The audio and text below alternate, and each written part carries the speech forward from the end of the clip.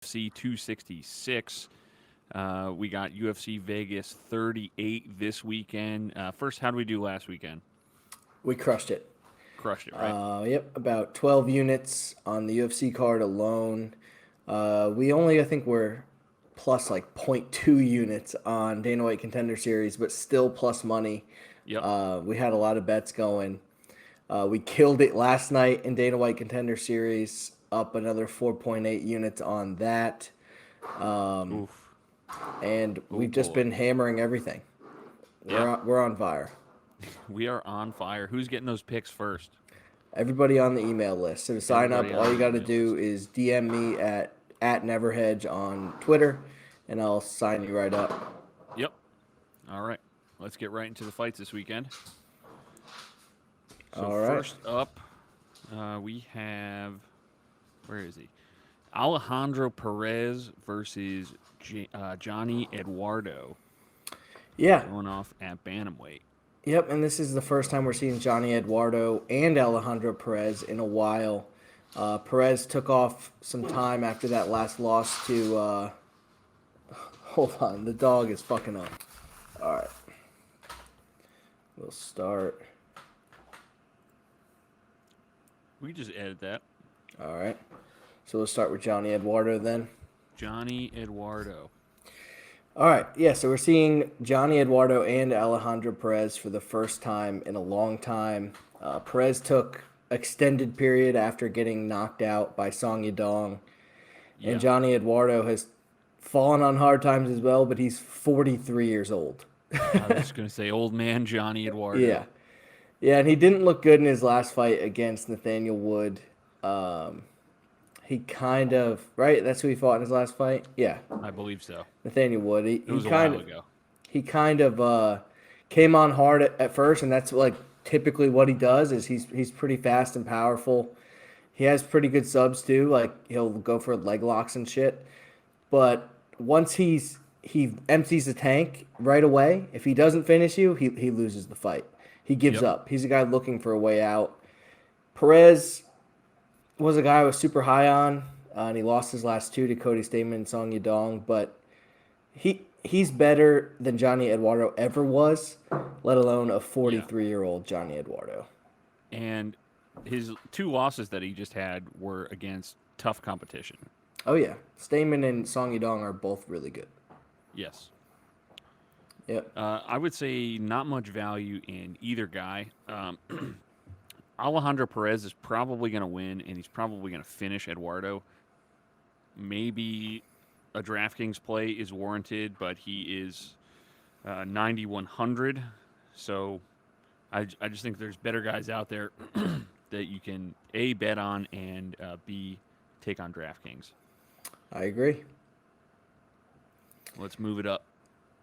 Next fight is a very low-level women's MMA fight with Stephanie Egger versus Shayna Young. Egger's 5-2. She's coming off a loss to Tracy Cortez. That's Brian Ortega's girl. Yep. She's a black belt, and she's unbelievable at judo. You didn't really get to see that against Cortez, who's an excellent wrestler. Her striking looked somewhat improved. I thought she looked like she was throwing hard kicks. They weren't necessarily fast, but they were hitting Yeah. decently hard. And she tried to set up an overhand right multiple times. It was just some improvements because before that, her striking really looked like shit. And then Shayna Young got her ass beat by Macy Chiasson in her last Yeah. fight. Yeah. That was her UFC debut, I believe, as well. She was fighting in Invicta before that. Yeah, and she showed some toughness in that fight. It was classic women's MMA too, where she hit Macy Chiasson with 3 unanswered head kicks.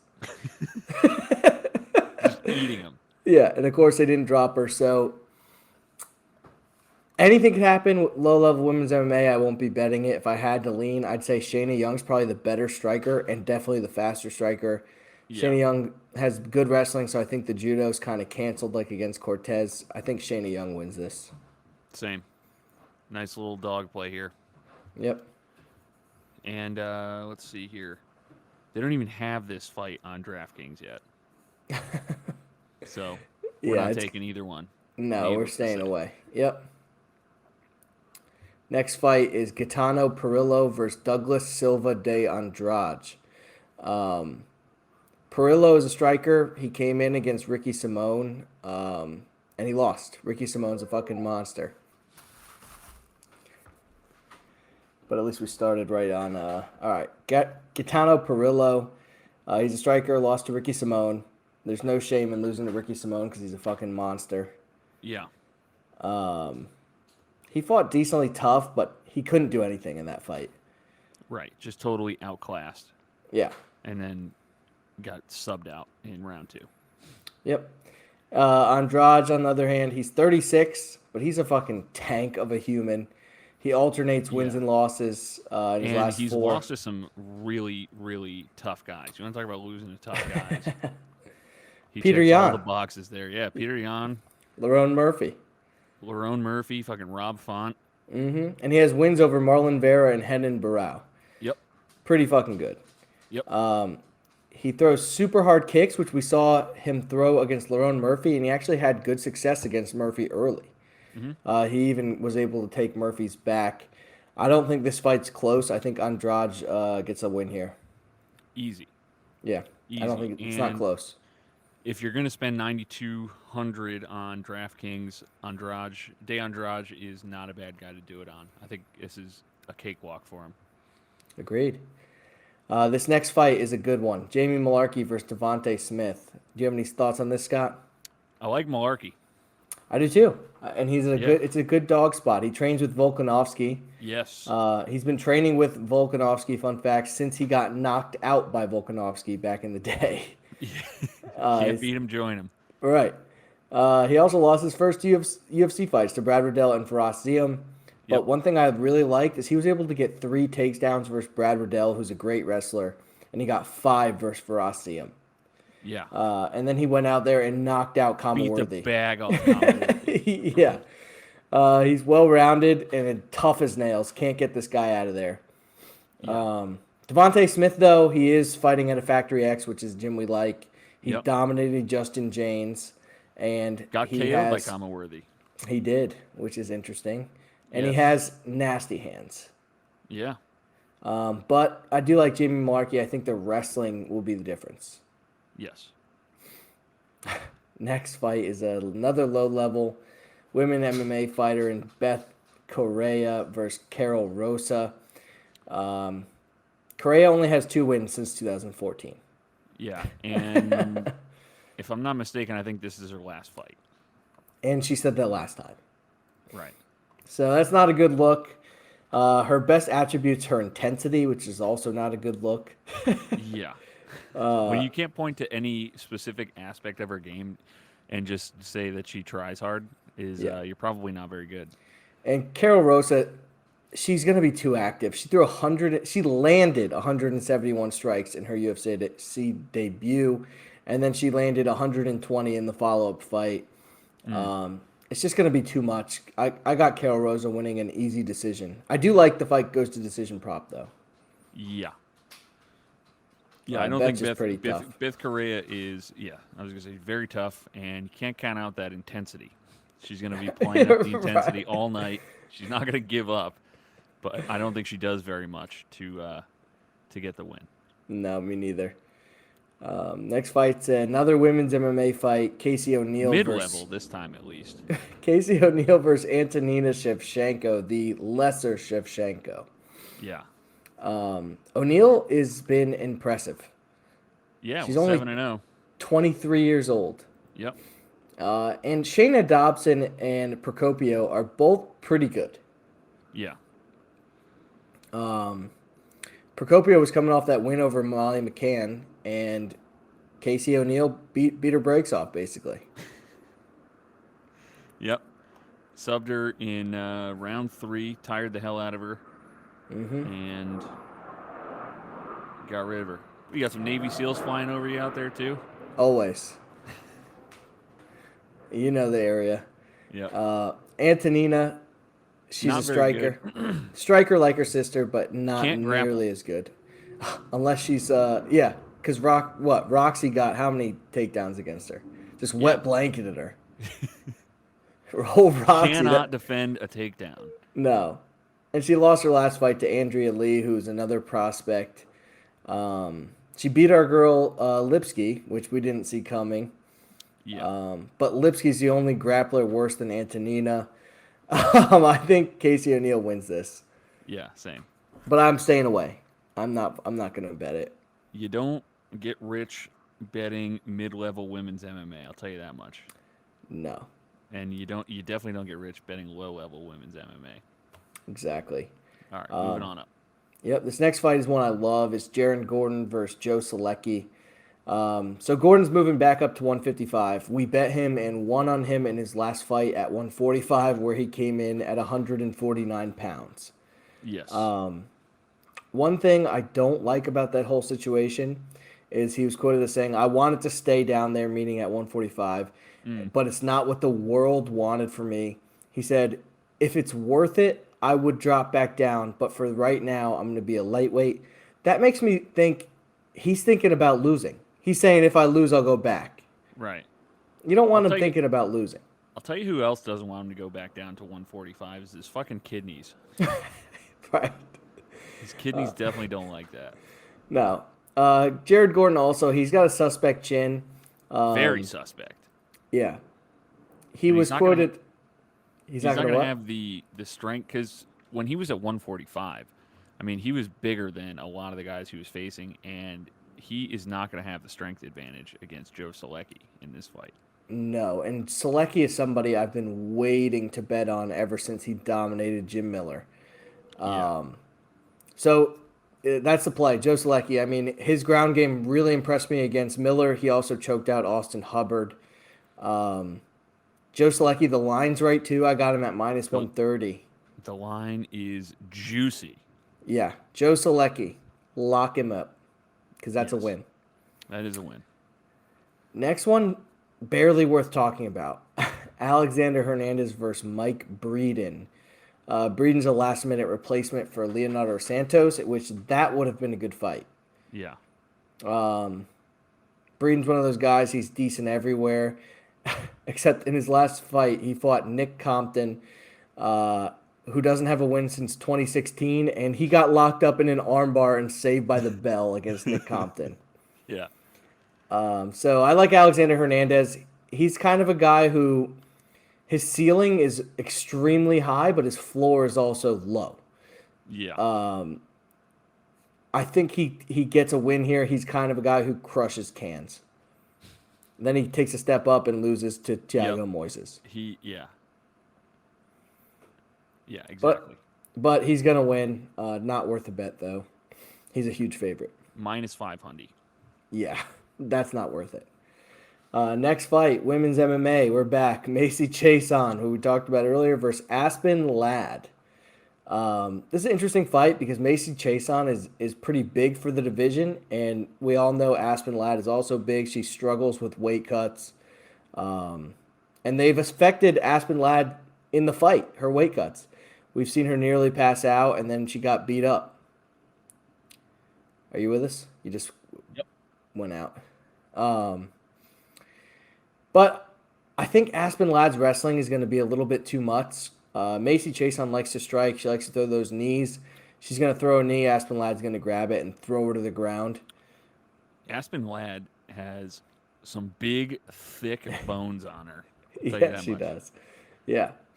But this is one, I will say I'm picking Aspen Ladd, but make sure you watch the weigh-ins for this one. Yeah. If we see Aspen Ladd struggling to make the weight, we might want to change our pick. That is a great call. And Macy Chiasson has a 6-inch reach advantage. I know. Over Insane. Tiny Mighty Mouse Aspen Ladd.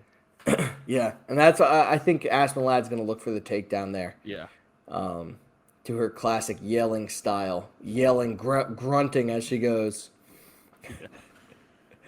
Next fight, we have another one that you have to watch the weigh-ins because Misha Cirkunov is dropping down to 185 pounds. Yeah. Against Krzysztof Jotko. And he was not a small 205er either. No, but I do think it's a good move because he kind of was like a roid monkey. Right. He was like a juiced up monkey. Yeah, he had too much muscle on him. Yeah. I think 185, he'll find he's actually a lot stronger than the guys at 185 compared to 205. And Krzysztof Jotko's a guy I've never been really impressed with. He's decent everywhere. He got beat up by Sean Strickland pretty bad. Yes.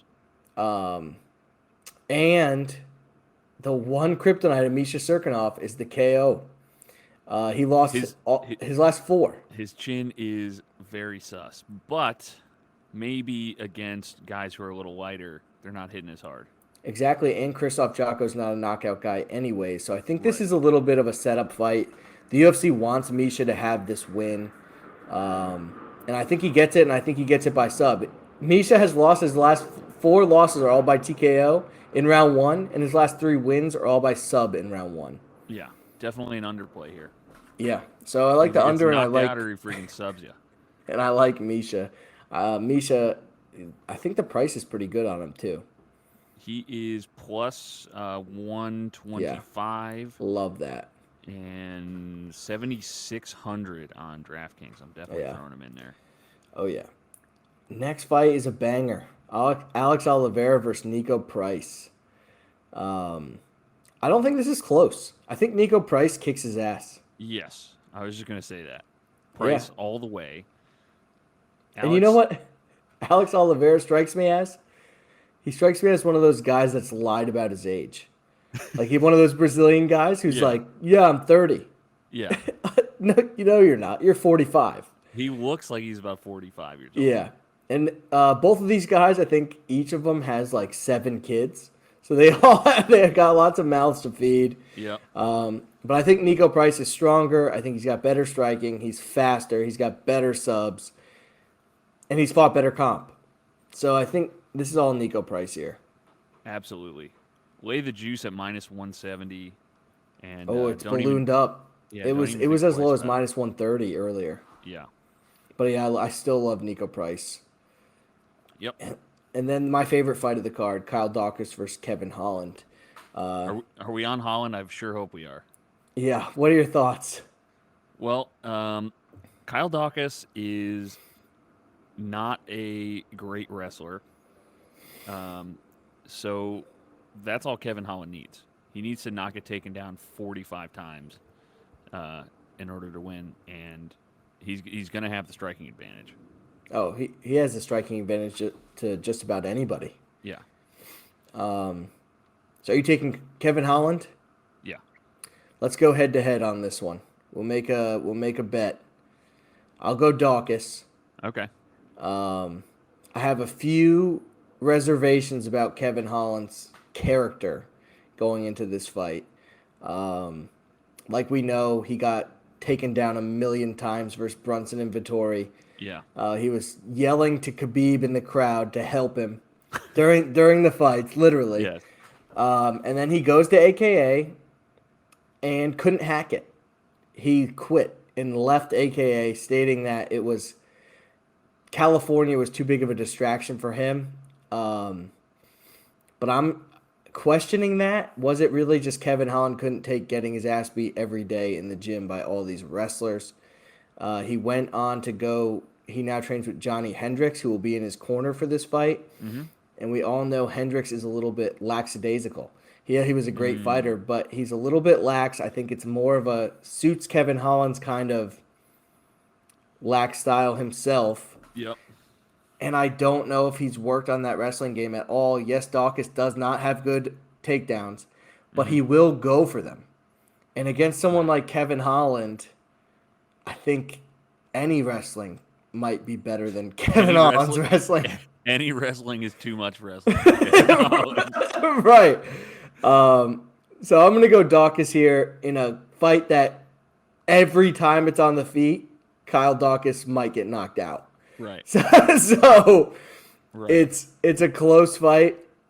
I'll go Daukaus. We'll go head to head on this one, and we'll think of something and tweet it out what we'll do for this fight. Yeah, loser does a shoe. I like that one. Okay. That's a fun one always. And that brings us to the main event. Thiago Santos versus Johnny Walker. And this is an interesting one to break down because Johnny Walker's a freak. Yeah. He has an 82-inch reach. Yeah. He throws a lot of crazy shit. But we've seen him lose a couple. He lost to Corey Anderson. He got Definitely. knocked out by him, Yep. and he got smothered by Nikita Krylov. Johnny Walker, I just don't know if he's legit. Yeah, and we know Thiago Santos is legit. Oh yeah, That's the problem. He's been around since 2013, I think. Yeah. He is on a 3-fight skid though. Right, but last 3 losses: Racic, Teixeira, and Bones Jones. Oh yeah, and the Racic fight was pretty close. And he KO'd fucking Blachowicz. Yeah, I have a little theory here. I know Thiago Santos likes to stand and bang. I think he's going to take Johnny Walker down. Okay. I have a feeling he takes Johnny Walker down and bombs on him and finishes him from the ground. I like that. If he doesn't, this fight is one to maybe fade on DraftKings. I know they're both finishers. They both get tons of knockdowns, but they're also both low volume. It's not a heavyweight fight, but it is 205, and sometimes when you get two guys that hit really hard, they kind of stay away from each other. I think this might be a low output I could see that fight. Yeah, I could definitely see that. Yeah, but the pick is Thiago Santos. I like Santos here. Absolutely. Give me the hammer. Best tattoo ever. Yes. Just a giant war hammer. Yep. Yeah. Did you make a DraftKings lineup this week? I did, and there are more women on it than I would like, but it's okay. Who'd you go with? All right, so most expensive is Karol Rosa at 9,300, and then I have Aspen Ladd as my second most expensive at 8,900. I like her though. Yeah, I do like both of them. Both of them are going to win. Then we have Joe Solecki, 83. And then I got a couple of dogs on there. I got Jamie Mullarkey, who's a dog, very live dog, who should absolutely win. And then finishing up, I forgot about Niko Price. Niko Price at 84. And then Misha Cirkunov.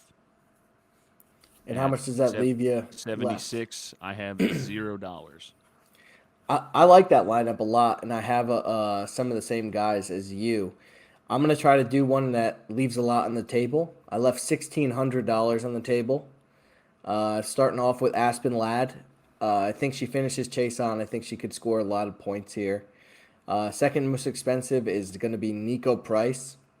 I think he also gets the finish. Going Joe Solecki at 83. Followed by Kyle Daukaus, Misha, and Jamie Mullarkey. And that leaves $1,600.